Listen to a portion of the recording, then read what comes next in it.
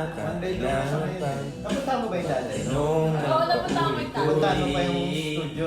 ikaw lang Ngayon medyo mas lumaki yung bedroom na may division. kundi sino'y magtiwala ka. Hawakan ang puso, maniwala na ikaw Pwede na lang yan. siya Yung kanto na yun, diba? Sarado mo yan. Ikaw Kaya lang division to. ibigin. Ito na yung kwarto. Ah, sa kwarto. Mas maliit na division dito si Ito kusina. sala. Kitchen. Ba't mo na-design yun? Pareho lang kasi yung monthly. Pero mas malaki. So ako na. May nabakante. Isa ng araw akala Parang hindi ka nababakante. mahal. Oh, mahirap makakuha ng bakante. Kaya ano nakachance ay di nakapost lang sa lobby.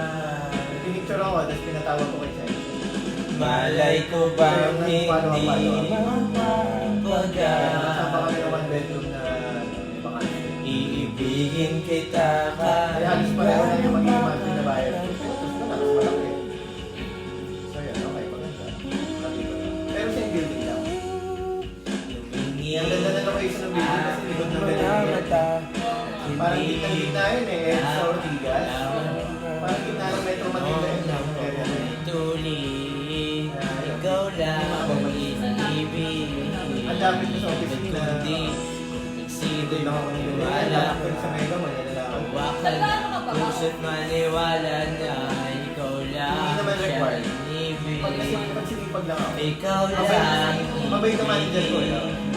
Matawag yung manager ko, hindi ako nalilipan ako. Pero kung i-require niya ako, wala problema kasi 2 blocks away, mga 5 minutes na lang ako.